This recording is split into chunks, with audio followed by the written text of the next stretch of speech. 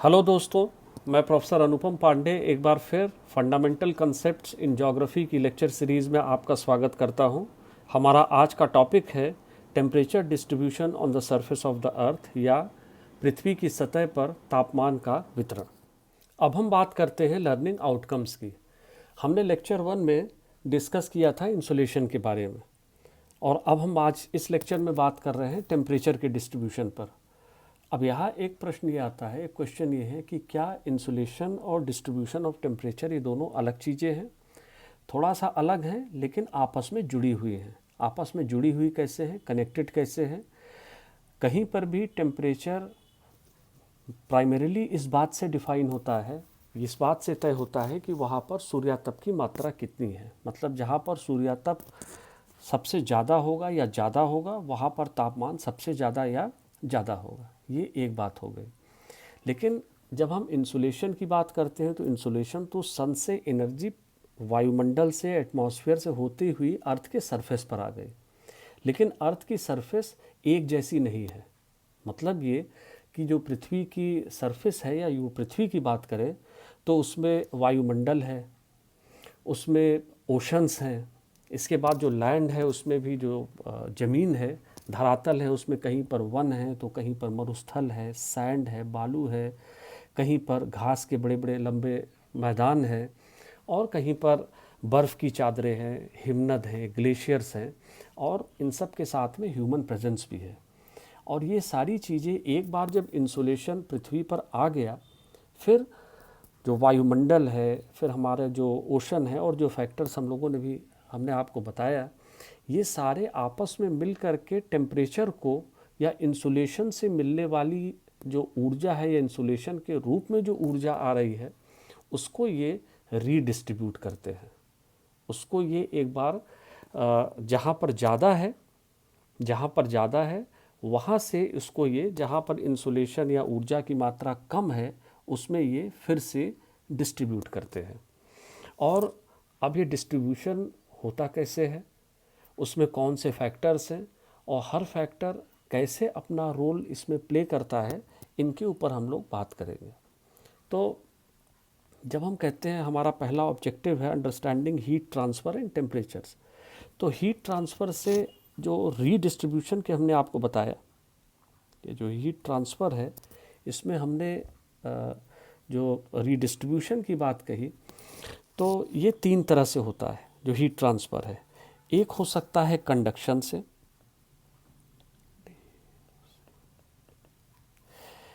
दूसरा होता है कन्वेक्शन से,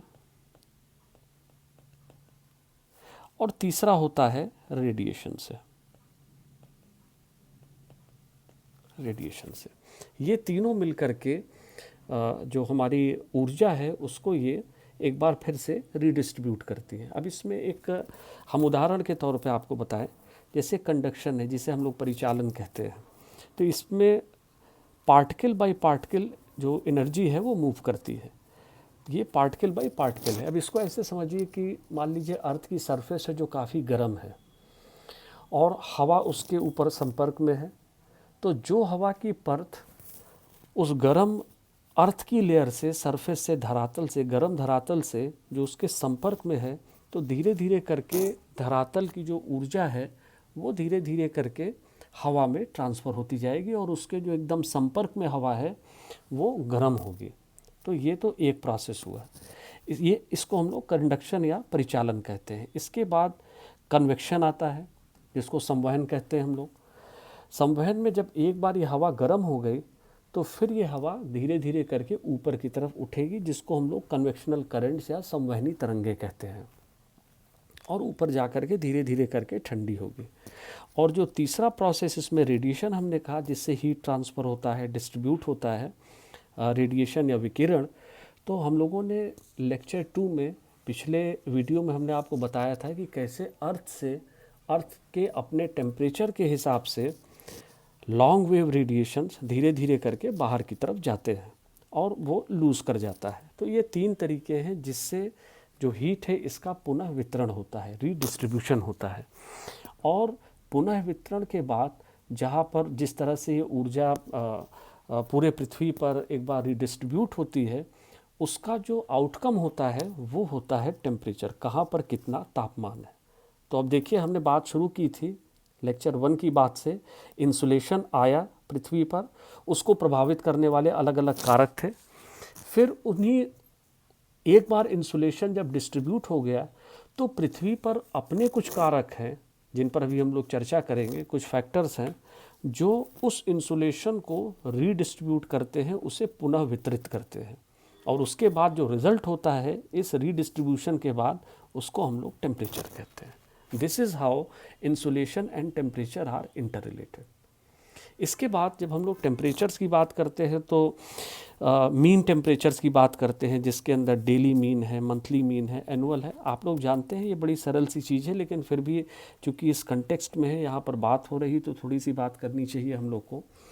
तो अगर हम डेली टेम्परेचर की बात करें, किसी भी एक दिन एक मैक्सिमम टेम्परेचर होता है, अधिकतम, और एक मिनिमम होता है, और इन्हीं दोनों के औसत को हम लोग डेली एवरेज टेम्परेचर या डेली मीन टेम्परेचर कहते हैं। अब मान लीजिए कि अगर हम लोग अभी बात कर रहे हैं अगस्त के महीने की, तो मान लीजिए आज तारीख है, मान लीजिए आज 1 अगस्त है, तो इसी 1 अगस्त का एक मैक्सिमम और मिनिमम का एवरेज टेम्परेचर हो गया। इसी तरीके से 2 तारीख का होगा, 3 तारीख का होगा, और 31 तारीख तक जाएगा। तो हमारे पास हर दिन की 31 तारीख की 31 वैल्यूज़ होंगी। अब इन सब को अगर हम टोटल करके और 31 से डिवाइड कर देंगे तो हमको अगस्त के महीने का साल 2020 का एवरेज टेम्परेचर मिल जाएगा। उसको हम लोग बोलते हैं mean monthly temperature for the month of August in year 2020। तो हमने डेली टेम्परेचर मिला, उसके बाद हमने उसके आधार पर मंथली टेम्परेचर निकाला। अब अगर हम साल 2020 की बात करें तो एक जनवरी का एवरेज टेम्परेचर होगा, मीन मंथली टेम्परेचर जनवरी का होगा, उसी तरीके से फरवरी का होगा, मार्च का होगा, अप्रैल, मई, जून, और अगर हम लोग यहाँ से दिसंबर तक चले जाएं तो हमारे पास ये 12 वैल्यूज़ होंगी हर महीने का एवरेज टेम्परेचर की। उन सारी वैल्यूज़ को हम ऐड करके और फिर 12 से डिवाइड कर देंगे तो हमको मीन एनुअल टेम्परेचर मिल जाएगा। ये इसकी अभी आगे हम लोग जब क्लाइमेट चेंज और पृथ्वी के कंटेक्स्ट में बात करेंगे तो काफ़ी बात होगी, यहाँ पर बस इतनी चीज़ समझने की ज़रूरत है। अब बात ये आती है कि ये टेम्परेचर, इंसुलेशन, इसका रीडिस्ट्रीब्यूशन, इन सब का महत्व क्या है। देखिए, टेम्परेचर हम लोग जानते हैं कि ये बड़ा ही इम्पॉर्टेंट रोल, महत्वपूर्ण रोल अदा करता है काहे में, defining the global climates. Climate 2 चीज़ों से डिफाइन होती है प्राइमरीली, एक होता है टेम्परेचर और एक होता है रेनफॉल। और अगर हम लोग रेनफॉल की बात करें तो ये भी कहीं न कहीं रिलेटेड होती है टेम्परेचर से ही, काफ़ी कुछ उसमें रोल टेम्परेचर का होता है। तो जो टेम्परेचर का डिस्ट्रीब्यूशन है ये तय करता है कि कहाँ पर कितनी गर्मी रहेगी, कहाँ पर रेनफॉल होगी, कहाँ रेनफॉल नहीं होगी, कहाँ बर्फ़ पड़ेगी, कहाँ पर प्रेशर हाई रहेगा, कहाँ पर प्रेशर लो रहेगा, और प्रेशर तय करते हैं कि फिर विंड का मूवमेंट जो है वो किस तरीके से रहेगा, और ये सारी चीज़ें मिल करके कहाँ पर किस तरह का क्लाइमेट टाइप है ये तय करती हैं। और क्लाइमेट अल्टीमेटली तय करती है कि उस जगह पर किस तरह की लाइफ रहेगी, चाहे वो प्लांट लाइफ हो या एनिमल लाइफ हो। आइए अब बात करते हैं factors affecting the distribution of temperature. तापमान के वितरण में क्या प्रमुख कारक होते हैं, ज़रा इन पर बात करते हैं। पहला कारक इसमें लैटिट्यूड या अक्षांश होता है। दूसरा एल्टीट्यूड या समुद्र तल से ऊंचाई जिसको हम लोग कहते हैं। तीसरा है डिस्टेंस फ्रॉम द कोस्ट, जो समुद्र का सागर तट है, महासागर का तट है, उससे किसी स्थान की दूरी कितनी है। इसके बाद चौथा फैक्टर है ओशन करेंट्स, जो सागर में चलने वाली जलधाराएं हैं, ये गर्म हो सकती हैं, ठंडी हो सकती हैं। अभी हम लोग विस्तार पे इस पर बात चर्चा करेंगे थोड़े से। इसके बाद नेचर ऑफ ग्राउंड सरफेस, जो धरातल है उसके क्या गुण हैं अलग अलग तरीके के, जैसे हमने थोड़ी देर पहले चर्चा की थी कि कहीं पर फॉरेस्ट हो सकता है, वन हो सकते हैं, बालू हो सकता है, बर्फ़ हो सकती है, और घास के मैदान हो सकते हैं। इसके बाद एक फैक्टर और आता है डायरेक्शन ऑफ ग्राउंड स्लोप, जो हमारा ढाल है इसका स्वभाव क्या है। इसको हम लोग कभी कभी आस्पेक्ट भी कहते हैं। ये मूलतः होता है कि ढाल का जो फेस है वो किस दिशा की तरफ है, जैसे उत्तर मुखी है, दक्षिण मुखी है, हम लोग बात करते हैं, अभी इस पर भी बात होगी थोड़े से विस्तार से। और फिर आता है प्रिवेलिंग विंड्स, या जो प्रचलित पवनें हैं, ये गर्म हो सकती हैं, ठंडी हो सकती है, ये लोकल हो सकती है, रीजनल हो सकती है, ग्लोबल हो सकती है। और ये सारे मिल करके, ये सारे फैक्टर्स मिल करके जो टेम्परेचर का डिस्ट्रीब्यूशन है उसको प्रभावित करते हैं। अलग अलग तरीके से, अलग अलग कॉम्बिनेशन में कैसे ये सब होता है, ये हम लोग चर्चा करेंगे। अब आइए अब देखते हैं कि अक्षांश या लैटीट्यूड ये किस तरीके से तापमान के वितरण को प्रभावित करता है या तय करता है। जब हम लोगों ने पहले वीडियो में हम लोगों ने बात की थी इंसुलेशन की, तो हम लोगों ने देखा था कि इंसुलेशन की मात्रा जो लो लैटीट्यूड होते हैं, इक्वेटर या भूमध्य रेखा के आसपास के जो क्षेत्र होते हैं, यहाँ पर ज़्यादा होती है एज़ कम्पेयर टू जो पोल्स होते हैं, हमारे जो ध्रुवीय क्षेत्र होते हैं। और इसके जो दो प्रमुख कारक थे, उसमें पहला था कि जो लो लैटीट्यूड्स हैं, इक्वेटर के आसपास का जो एरिया है, वहाँ पर जो सूर्य की किरणें हैं वो लंबवत होती हैं, परपेंडिकुलर होती हैं इस तरीके से। और जो पोल्स हैं वहाँ पर वो एक एंगल बना करके जाती हैं, ज़रा देखते हैं।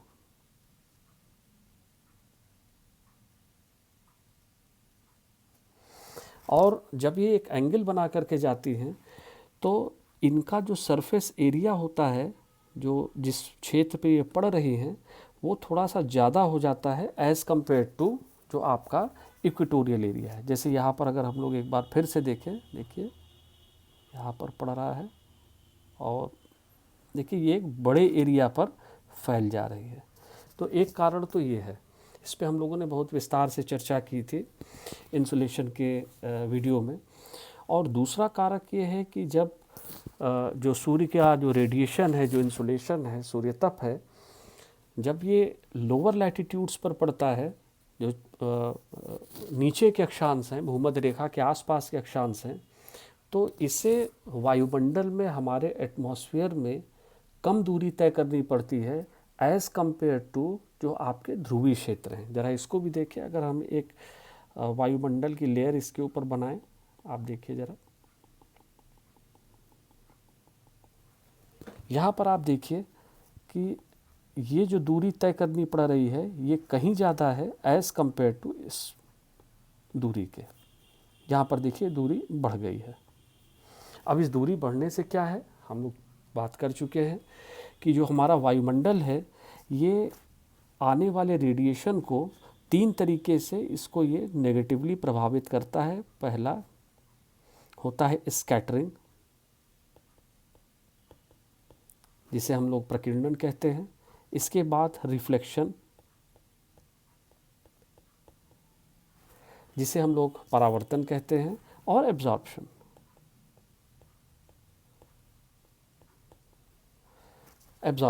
अवशोषण। और ये बात निश्चित है कि अगर रेडिएशन वायुमंडल में कम दूरी तक ट्रैवल करेंगे या कम दूरी तक उन्हें ट्रैवल करना पड़ता है, जैसा कि लोअर लैटीट्यूड्स में है, तो उनका स्कैटरिंग, रिफ्लेक्शन, एब्जॉर्प्शन कम होगा। और जब यही हायर लैटीट्यूड्स में रहेंगे तो उनका प्रकीर्णन, उनका परावर्तन, उनका अवशोषण कंपैरेटिवली ज़्यादा होगा। कंपैरेटिवली मतलब एज़ कम्पेयर टू जो आपका लोअर लैटीट्यूड्स है। तो जब यहाँ पर लॉस कम हो रहा है, यहाँ पर लॉस भी कम हो रहा है एटमॉस्फेयर में, रेज भी परपेंडिकुलर हैं, मतलब छोटे एरिया पर कंसंट्रेटेड हैं, तो ये एरिया यहाँ पर हाई इंसुलेशन, जिससे हाई टेम्परेचर,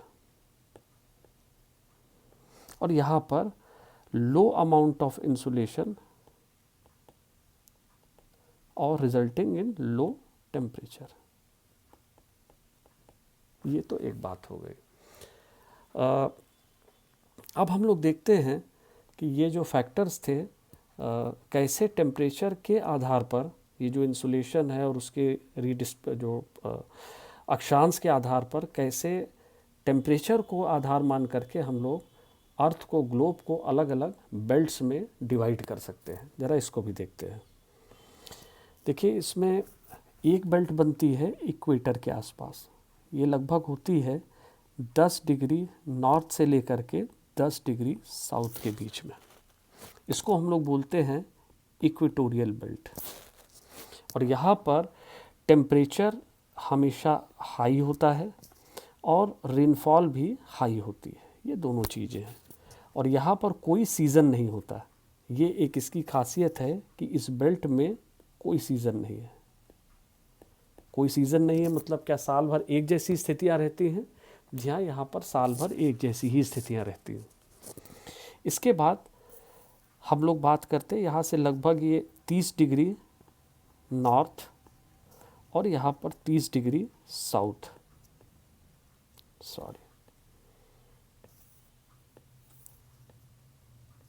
30 डिग्रीज साउथ, इसको हम लोग ट्रॉपिकल बेल्ट बोलते हैं। ट्रॉपिकल बेल्ट या उष्ण कटिबंधीय क्षेत्र है ये, ट्रॉपिकल बेल्ट।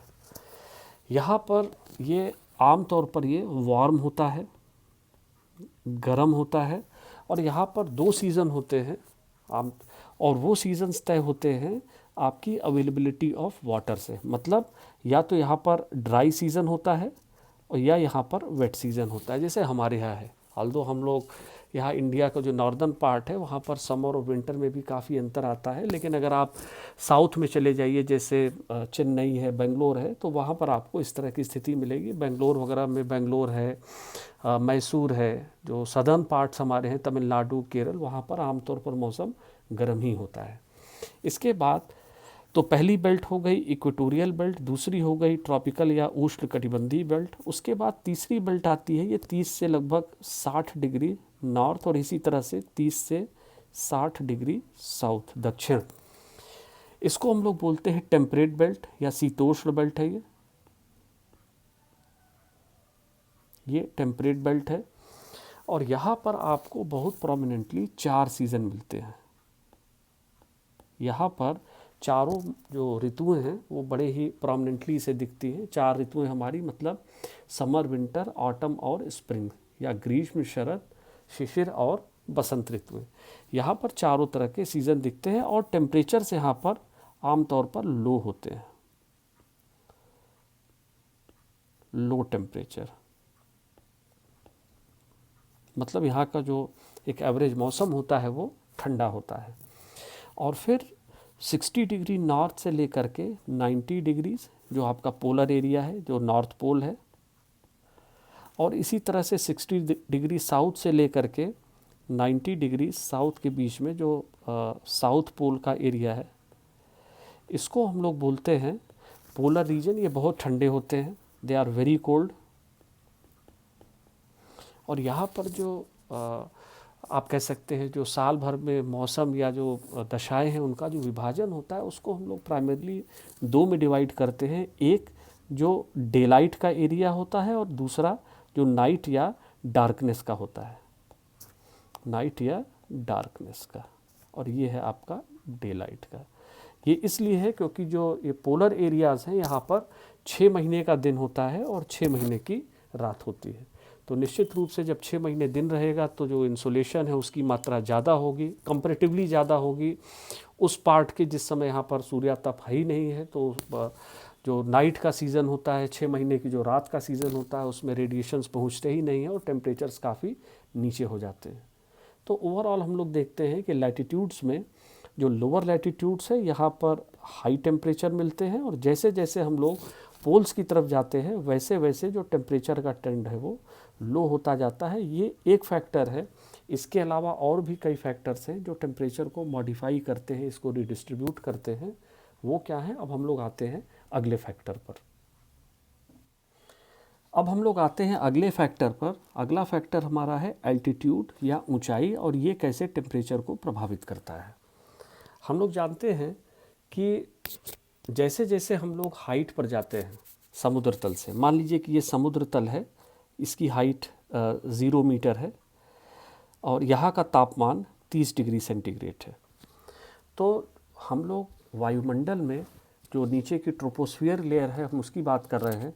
जब हम लोग ट्रोपोस्फियर में किसी भी स्थान पर ऊपर जाते हैं तो 1000 मीटर ऊपर जाने पर जो एवरेज टेम्परेचर है वो 6.5 डिग्री सेंटीग्रेड कम हो जाता है, और इसको हम लोग नॉर्मल लैप्स रेट कहते हैं, और ये 6.5 डिग्री सेंटीग्रेड होता है। 6.5 डिग्री सेंटीग्रेड ये हमारा है नॉर्मल लैप्स रेट।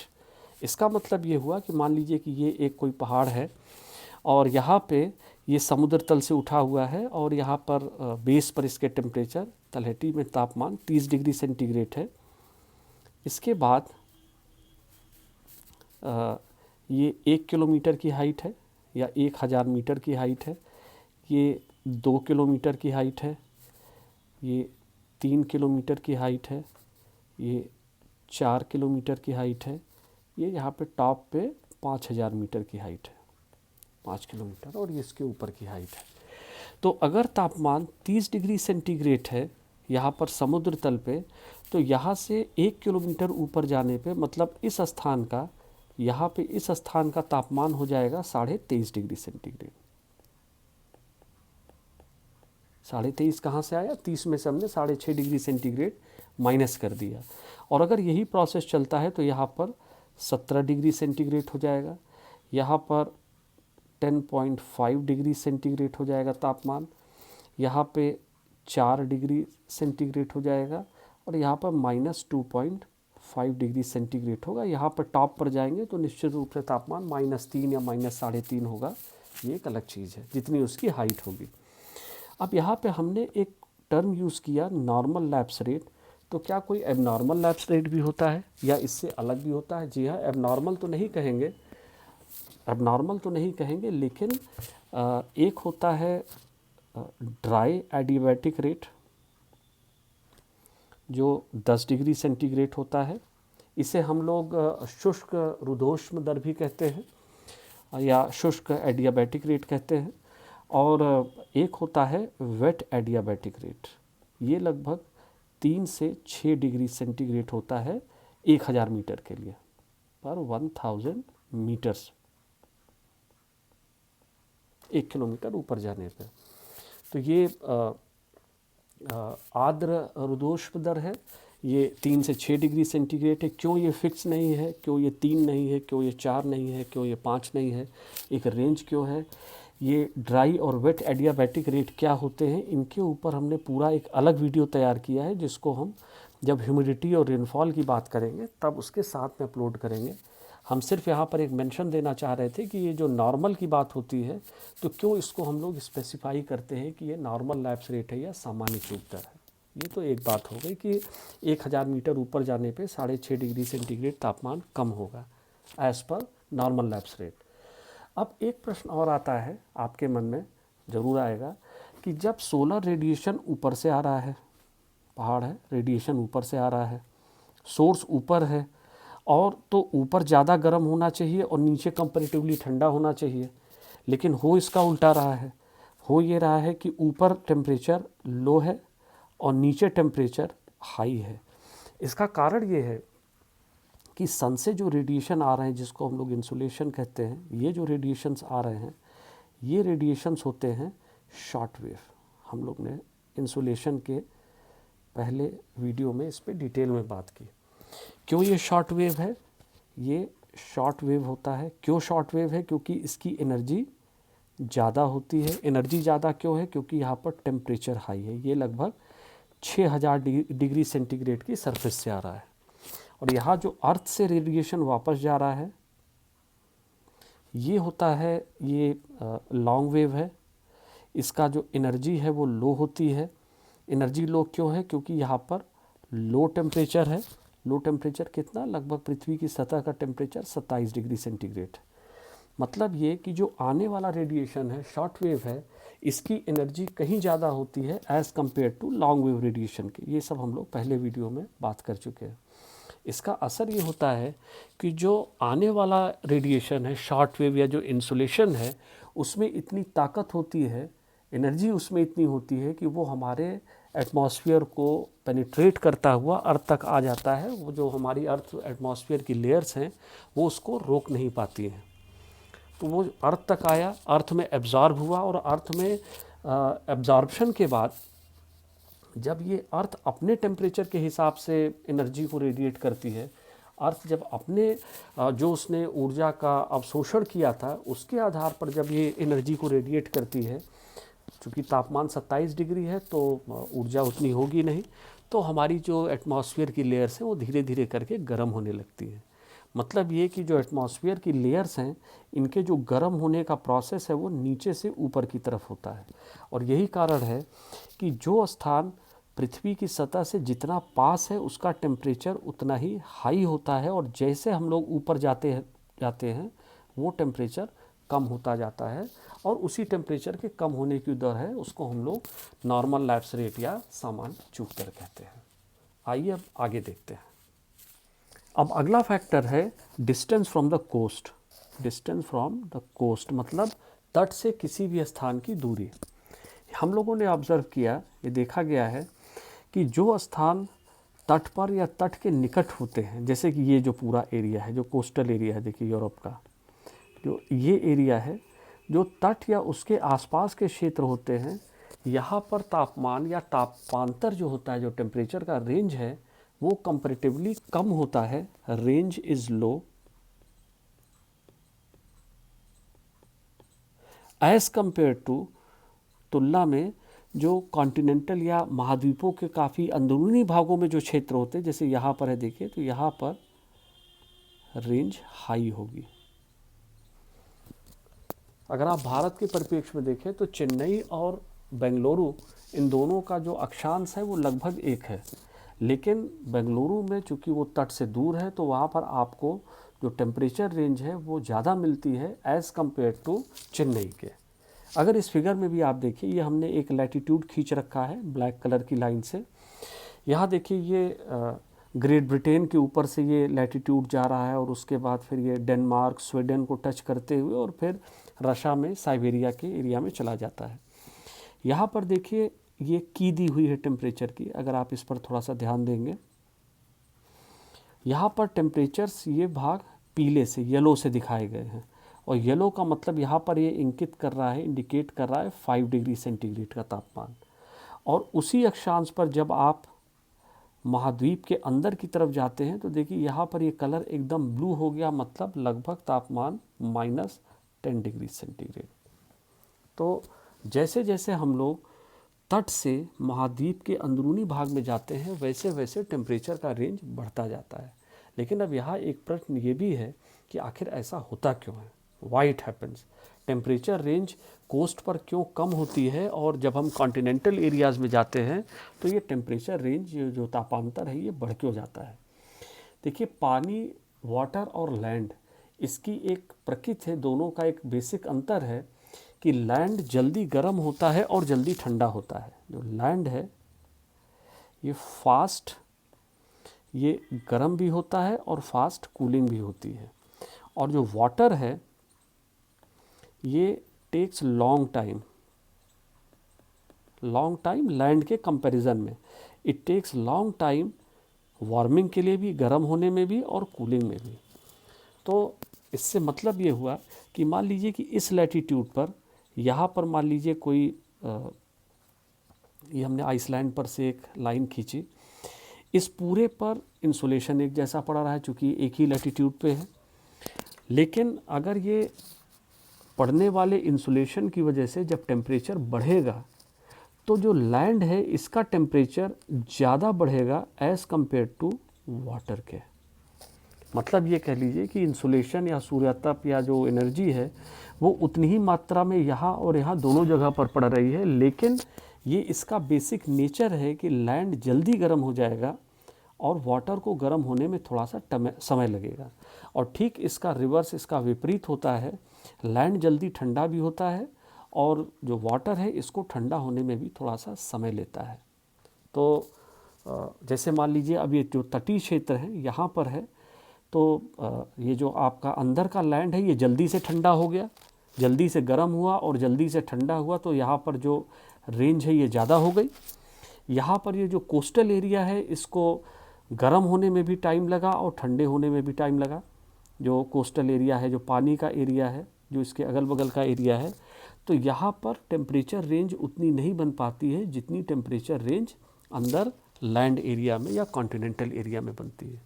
अब ये जो इसका पूरा मैकेनिज़्म है कि ऐसा क्यों होता है, कि क्यों लैंड जल्दी गर्म हुआ, क्यों जल्दी ठंडा हो गया, और वाटर को क्यों ज़्यादा समय लेता है गर्म होने में और ठंडा होने में, ये हमारा अगला वीडियो आ रहा है समताप रेखाओं पर या आइसोथर्म पर। उसमें हमने इसको बहुत डिटेल में डिस्कस किया है, तो वहाँ पर हम बात करेंगे। यहाँ पर हम इसको सिर्फ एक factor of distribution of temperature के कंटेक्स्ट में बात हो रही है, तो हम इसमें इस डिस्कशन को भी यहीं पर रोक रहे हैं, ये बताते हुए कि जितना आप लैंड में कोस्ट से अंदर जाएंगे उतना टेम्परेचर रेंज बढ़ती जाएगी, और जितना आप कोस्ट पर रहेंगे वहाँ का जो तापांतर है वो उतना ही कम रहेगा।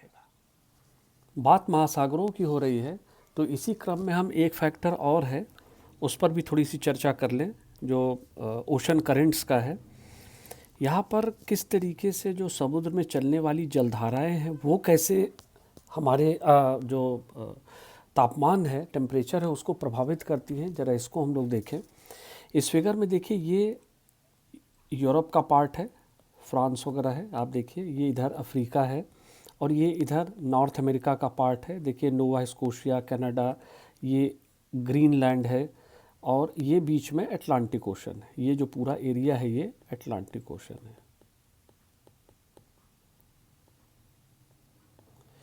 यहाँ पर देखिए नीचे एक टेम्परेचर की स्केल दी हुई है।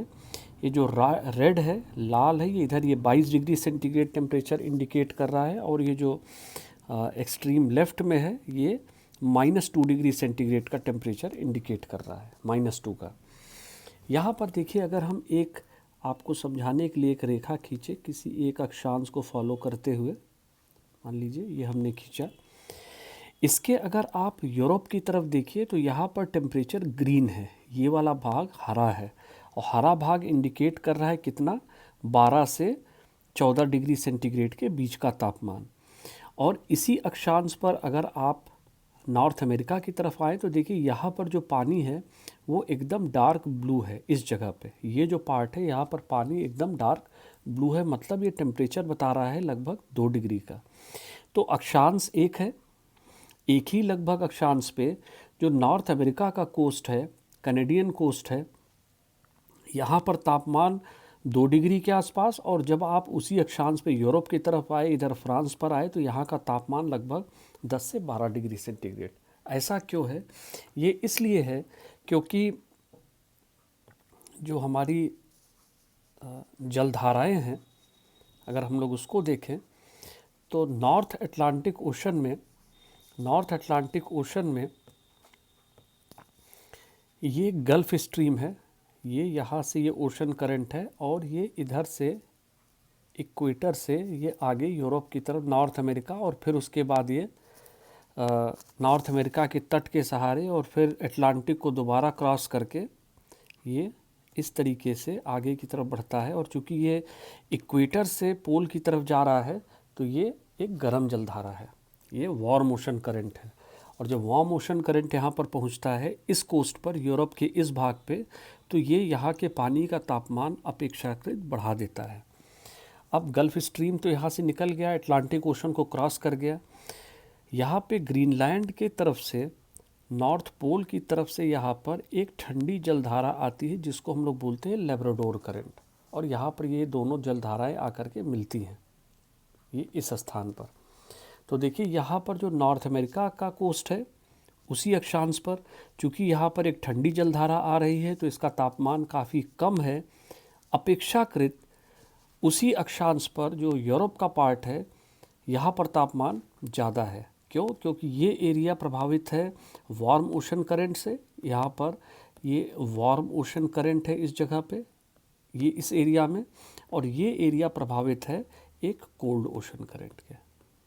तो इसका मतलब ये हुआ कि ये ओशन करंट्स, ये वार्म है या कोल्ड हैं, इससे बहुत कुछ प्रभावित होता है कि जिस तट से लग करके ये जलधाराएँ बढ़ेंगी, तो अगर ये गर्म होगी तो जो कोस्टल वाटर्स है उसको ये थोड़ा सा गर्म कर देंगे, और अगर ये कोल्ड ओशन करंट्स हैं तो ये अपने साथ जिस कोस्ट के सहारे या जिस जगह से गुजर रही हैं अपने अगल बगल के क्षेत्र का तापमान कम कर देती हैं। आइए अब देखते हैं कि किस तरह से डायरेक्शन ऑफ स्लोप या ढाल का स्वभाव प्रभावित करता है तापमान के वितरण को। Direction of slope. मान लीजिए कि हमने एक फिगर ये बना रखा है, ये हिमालय का हाइपोथेटिकल फिगर है सिर्फ आपको समझाने के लिए, और इसको हम लोग मानते हैं जो सबसे बाहर की पीक दिख रही है इसको ये आउटर हिमालय है, जिसको हम लोग शिवालिक भी कहते हैं, और ये मिडिल हिमालय है जिसको हम लोग हिमांचल भी कहते हैं, और ये इनर हिमालय है सबसे लेफ्ट में जिसको हम लोग हिमाद्री भी कहते हैं। हमें पता है कि यहाँ से शिवालिक से जब हम इधर की तरफ देखेंगे तो इसका मतलब इधर इंडिया होगा, हमारी नॉर्दर्न प्लेन्स होंगे, और नॉर्दर्न प्लेन और बाकी का इंडिया का पार्ट। और अगर हम इनर हिमालय या हिमाद्री से लेफ़्ट की तरफ इधर देखेंगे तो ये हम देख रहे हैं चाइना की तरफ या नॉर्थ पोल की तरफ। तो इसे हम लोग कहते हैं, अगर हम लोग इस एक पीक को देखें यहाँ पे, तो इधर वाले भाग को कहते हैं हम लोग साउथ फेसिंग, और इसको हम लोग कहते हैं नॉर्थ फेसिंग, नॉर्थ की तरफ ये देख रहा है, राइट। यहाँ पर ये हमने जो रेस खींची है इसको हम लोग मान लेते हैं कि यहाँ पर सन है, ये सन की डायरेक्ट रेस पड़ रही है, और देखिए किस तरीके से सन रेस हिमालय के जो साउथ फेसिंग स्लोप्स हैं इनके ऊपर लगभग लंबवत या एक बड़े कोण के साथ पड़ रही हैं। 70-80 कुछ जगहों पर 90 डिग्री का भी कोण बन रहा है, क्योंकि ये स्वयं में अपने आप में ये भाग एक स्लोप है। अगर फ्लैट होता तो ऐसा नहीं होता। यहाँ पर अब हम लोग कंपेयर करें हिमालय के जो साउथ फेसिंग स्लोप है इधर का और जो नॉर्थ फेसिंग स्लोप है इधर का, तो हम लोग देखेंगे कि जो साउथ फेसिंग स्लोप है यहाँ पे इस भाग पे, इस पर जो पड़ने वाली ऊर्जा है, ऊष्मा है, जो रेस का कोण है, एंगल है, इन सब से ये हम समझ सकते हैं कि यहाँ पर जो पड़ने वाली मिलने वाली ऊर्जा है, ऊष्मा है, उसकी मात्रा कहीं ज़्यादा होगी एज़ कम्पेयर टू जो नॉर्थ फेसिंग स्लोप है। क्यों? क्योंकि इसके ऊपर इस भाग पर कभी भी डायरेक्ट सनरेज या सनलाइट नहीं पड़ेगी। अगर यहाँ पर सनलाइट पड़ती भी है तो सनलाइट एक छोटे कोण के साथ पड़ेगी, जैसे कि 10, 20, 30 या बहुत ज़्यादा पड़ेगा तो 40 डिग्री के कोण पर। जहाँ पर कोण ज़्यादा होगा निश्चित रूप से उसको ऊष्मा ज़्यादा मिलेगी, और जब ऊष्मा ज़्यादा मिलेगी तो यहाँ पर टेम्परेचर जो इसका साउथ फेसिंग स्लोप होगा यहाँ पर टेम्परेचर हाई होगा as compare to north facing slope के, जहाँ पर टेम्परेचर लो होगा। ये सारी स्थिति हमने लिया है हिमालय की जो नॉर्दर्न हेमिस्फीयर में है। अगर यही पीक या इसी तरीके का कोई पर्वत दक्षिणी गोलार्ध में होता, ऑस्ट्रेलिया में होता, साउथ अमेरिका में होता, एंडीज़ में कहीं पे, पेरू या चिली में होता, तो वहाँ पर इसके विपरीत स्थिति होती। क्योंकि वहाँ पर क्या होता, अगर ये दक्षिणी गोलार्ध में है, अगर ये पीक इस तरीके से होती तो सन की पोजीशन यहाँ कहीं पर होती, और डायरेक्ट रेस जो इसका होता ये नॉर्थ फेसिंग पर पड़ता, और जो साउथ फेसिंग स्लोप होता इधर वाला जो ये स्लोप था साउथ फेसिंग, यहाँ पर टेम्परेचर्स लो हो जाते और यहाँ पर टेम्परेचर इसकी तुलना में हाई होता। ये इसलिए बात महत्वपूर्ण है क्योंकि अगर ये जो स्लोप्स हैं, जैसे यहाँ पर हिमालय का साउथ फेसिंग स्लोप है, जब यहाँ पर तापमान ज़्यादा होगा तो इसकी तुलना में तो यहाँ की जो वेजिटेशन होगी, यहाँ का जो पूरा इकोलॉजी होगी, यहाँ का जो पूरा लोकल एनवायरनमेंट होगा वो एकदम अलग होगा as compare to north facing slope के। अब हम लोग बात करेंगे नेचर ऑफ ग्राउंड सरफेस से। नेचर ऑफ ग्राउंड सरफेस से मतलब धरातल के क्या गुण हैं। तो जब हम टेम्परेचर के परिप्रेक्ष्य में बात करते हैं, टेम्परेचर के तापमान के रेफरेंस में बात करते हैं, तो ग्राउंड सरफेस के गुण का, ग्राउंड सरफेस के नेचर से हमारा क्या तात्पर्य है, हम क्या बताना या जानना चाहते हैं। देखिए किसी भी सरफेस पर ये सोलर रेडिएशन आ रहा है, देखिए ये सन का, ये और ये अलग अलग सरफेस पर पड़ रहा है। देखिए यहाँ पर फ्रेश स्नो है, यहाँ पर फॉरेस्ट है, ये ग्रास लैंड है, यहाँ पर वाटर बॉडीज़ है, और यहाँ पर देखिए ये लाइट रूफ है, और यहाँ पर ये सड़क बनी हुई है। तो सड़क के ये अपने अलग अलग हैं। होता क्या है कि जब इंसुलेशन या सोलर रेडिएशंस जब पड़ते हैं अलग अलग सरफेस पर, तो उसमें एक हर सरफेस का एक अलग कॉम्बिनेशन होता है रिफ्लेक्शन और एब्जॉर्प्शन का। किसका? परावर्तन और अवशोषण का, रिफ्लेक्शन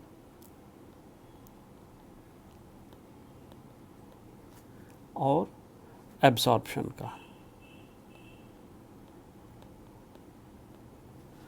तो किसी भी सरफेस पर, अब जैसे यहाँ पर देखिए ये फ्रेश स्नो है, यहाँ पर ये फ्रेश स्नो है, इसमें लगभग 80 से 95% का रिफ्लेक्शन या परावर्तन हो जा रहा है, और बचा जो 5 से 10% है, 20% तक है, वो अवशोषित हो रहा है, उसका अवशोषण हो रहा है, एब्जॉर्प्शन हो रहा है। तो जब स्नो के ऊपर रेडिएशन पड़ेगा, जब 95%, 80 से 95% तक रिफ्लेक्ट होकर वापस चला गया, परावर्तित हो गया, तो बड़ी कम मात्रा में ऊष्मा बची हुई है जो उस ग्राउंड को गर्म कर सके, उसको हीट कर सके, तो एनर्जी रिफ्लेक्ट होकर वापस चली गई। लेकिन अगर वही हम लोग देखें वाटर बॉडीज में, यहाँ पर देखिए ये वाटर बॉडीज़ में, ये कहते हैं कि वाटर बॉडीज़ के लिए ये 10 से 60% तक रिफ्लेक्ट होता है। मतलब सनलाइट पड़ी और पड़ने के बाद 10% से लेके 60% के बीच में परावर्तन होता है, रिफ्लेक्शन होता है।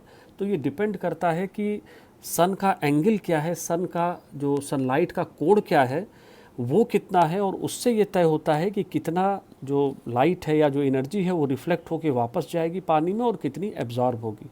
आमतौर पर जब एंगल लो होता है, मतलब जब सनलाइट सुबह या शाम के समय बड़े छोटे एंगल पे 10 से 20 डिग्री 30 डिग्री के एंगल पर पड़ती है, तो वो रिफ्लेक्ट होकर के वापस चली जाती है। लेकिन वही जब वो दोपहर के समय में, आफ्टरनून में, जब वो 70, 80, 90 डिग्री के कोण पर होती है, तो वही लाइट पानी के अंदर प्रवेश कर जाती है और पानी में एब्जॉर्ब हो जाती है। एक और उदाहरण देखिए, यहाँ पर ये फॉरेस्ट का है, देखिए ये यहाँ पर फॉरेस्ट का ये कहते हैं कि 10 से 20% तक, 10 से 20% तक परावर्तित होती है, परावर्तन हो रहा है, रिफ्लेक्शन हो रहा है, और बाकी 80 से 90% तक फॉरेस्ट में एब्जॉर्ब हो जाता है। तो हम देखते हैं कि अलग अलग सरफेस में, अलग अलग सरफेस में अलग अलग मात्रा में रिफ्लेक्शन और एब्जॉर्प्शन हो रहा है। और ये जो कॉम्बिनेशन है परावर्तन और अवशोषण का, कितना रिफ्लेक्शन होगा और कितना एब्जॉर्प्शन होगा, यही तय करता है कि उस सरफेस का टेम्परेचर कितना होगा। और अंत में हम देखते हैं कि किस तरीके से प्रिवेलिंग विंड्स या प्रचलित पवनें किसी भी जगह के तापमान को प्रभावित करती हैं।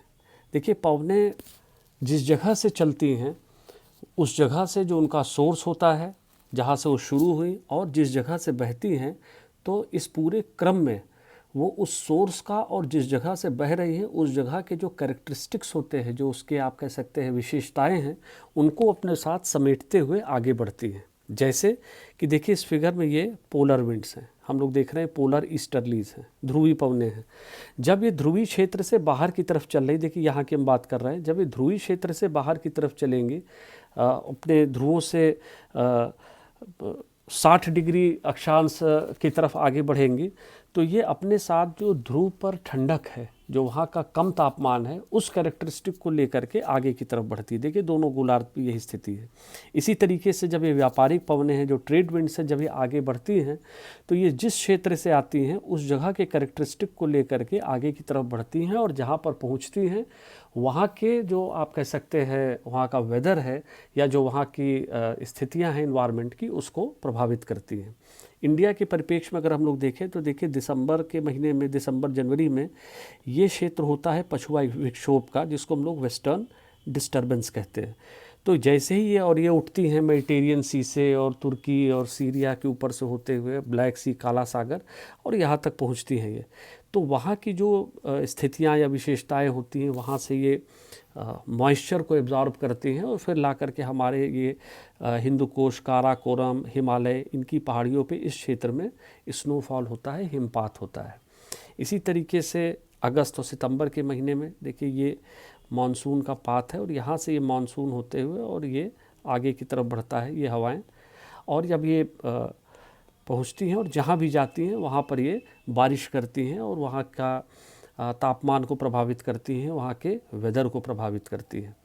और एक तीसरा उदाहरण और हम आपको बताएंगे, जैसे लू होता है हमारे यहाँ मई और जून में, जो नॉर्दर्न प्लेन्स है गंगा के मैदान में, ये राजस्थान से चलती हैं ये लू, ये बहुत ही गर्म हवाएं होती हैं और लोकल स्तर पर चलती हैं, राजस्थान से चल कर के पश्चिमी उत्तर प्रदेश और हरियाणा, कभी कभी बिहार तक इनका प्रभाव प्रकोप चलता है। और जैसे ही ये हवाएं पहुंचती हैं, एकदम से जो वहाँ का तापमान होता है उस जगह का जहाँ पर ये पहुंचती है, उसको ये बढ़ा देती हैं। 40 से 45, 46, 48 डिग्री सेंटीग्रेड तक जाता है।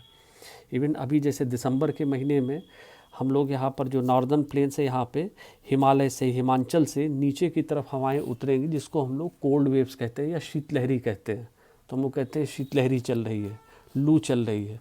तो वो जगह जहाँ पर ये पहुँच रही है वो उतनी ठंडी नहीं होती है, लेकिन चूँकि ये हिमाचल या उत्तराखंड की पहाड़ियों से नीचे उतरती हैं, वहाँ हिमपात हुआ, वहाँ जो ठंडी सरफेस है उसके संपर्क में आई और उसके बाद ये ठंडी हवाएं नीचे गंगा के मैदान की तरफ बैठती हैं और जहाँ जहाँ पहुँचती हैं वहाँ वहाँ के तापमान को कम करती चली जाती है। और हम लोग कहते हैं कि इस समय शीतलहरी का प्रकोप चल रहा है। तो गर्मियों में लू का प्रकोप होता है और जाड़े में दिसंबर जनवरी में जो कोल्ड वेव्स होते हैं इनका प्रकोप है। तो देखिए, जैसे वेस्टर्न डिस्टर्बेंस है, ये आप कह सकते हैं कि एक बड़े ग्लोबल लेवल पर ये हवाएं हैं जो प्रभावित करती हैं। जो हमारा मानसून है, इसको हम लोग एग्जाम्पल बोलते हैं कि ये रीजनल लेवल पर, ये रीजनल लेवल की हवाएं हैं जो वहाँ के वेदर को प्रभावित करती हैं और क्लाइमेट बनाती हैं। और जैसे ये लू है या जो कोल्ड वेव्स हमारे यहाँ चलती हैं देश में नॉर्दर्न पार्ट में, इनको हम लोग एक उदाहरण मानते हैं लोकल लेवल की विंड्स का। तो कहने का तात्पर्य ये है, इसका अर्थ ये है कि जो प्रिवेलिंग विंड्स हैं, जो बहने वाली हवाएं हैं, ये अपने सोर्स रीजन से जहाँ से शुरू होती हैं वहाँ के कैरेक्टरिस्टिक को लेकर के और दूसरे क्षेत्र में पहुँचती हैं और जहाँ पर पहुँचती हैं वहाँ के कैरेक्टरिस्टिक्स को, वहाँ के वेदर को प्रभावित करती हैं। वेदर को प्रभावित करती है, वहाँ के टेम्परेचर को प्रभावित करती है। आइए अब आज के लेक्चर के मुख्य बिंदुओं पर एक बार प्रकाश डालते हैं। पहला, जो निम्न अक्षांश होते हैं इनका औसत तापमान ज़्यादा होता है तुलना में किसके, जो हायर लैटिट्यूड्स होते हैं या मिड लैटिट्यूड्स होते हैं। मतलब जो उष्ण कटिबंधीय क्षेत्र होते हैं इनका तापमान ज़्यादा होता है औसत तापमान तुलना में जो शीतोष्ण या जो ध्रुवीय क्षेत्र होते हैं। दूसरा, नॉर्मल लैप्स रेट, जिसको हम लोग सामान्य चूक दर कहते हैं, 1000 मीटर या 1 किलोमीटर की ऊंचाई पर जाने पर 6.5 डिग्री सेंटीग्रेड तापमान कम हो जाता है। इसके बाद आता है जो समुद्र तट है उससे दूरी, डिस्टेंस फ्रॉम द कोस्ट। तो हमने ये देखा कि आप तट से जितना दूर जाएंगे, महाद्वीप की तरफ जाएंगे, महाद्वीप में अंदर जाएंगे, तो जो तापांतर है, जो टेम्परेचर का रेंज है वो उतना ही बढ़ता जाता है। और जितना आप तट पर रहेंगे तो जो तापांतर है या टेम्परेचर रेंज है वो उतना ही कम होता है। इसके बाद जो समुद्र में चलने वाली गर्म और ठंडी जलधाराएं हैं, ओशन करेंट्स हैं, ये उन तटों पे की जलवायु को प्रभावित करते हैं जिनके सहारे ये बहती हैं। अगर कोल्ड ओशन करंट है तो वो जो तट का क्लाइमेट होगा उसको वो ठंडा करेगा, और अगर वार्म ओशन करंट है तो वो जो तट का तापमान होगा उसको वो अपेक्षाकृत थोड़ा सा बढ़ा देगा। इसके बाद डायरेक्शन ऑफ स्लोप की हम लोगों ने बात किया, जो ढाल का स्वभाव है। इस पर हम लोगों ने देखा कि ढाल का जो फेस है, जो उसका चेहरा है, वो उत्तरमुखी है कि दक्षिणमुखी है, वो जो पर्वत है वो उत्तरी गोलार्ध में है या दक्षिणी गोलार्ध में है। और हमने देखा कि वो अगर वो उष्ण कटिबंधीय क्षेत्र से बाहर है, मतलब शीतोष्ण क्षेत्र में है या ध्रुवीय क्षेत्र में है, तो जो फेस उसका जिस पर सूर्य की सीधी किरणें पड़ रही हैं, लंबवत किरणें पड़ रही हैं, या खड़ी लंबवत इसलिए हम लोग कह सकते हैं क्योंकि वो समतल ज़मीन नहीं, वो ढाल है और वो इस तरीके से अपने आप को अलाइन कर लेता है सनलाइट के साथ कि वो ऐसे लगता है जैसे सनलाइट उसके ऊपर परपेंडिकुलर या लंबवत पड़ रही है।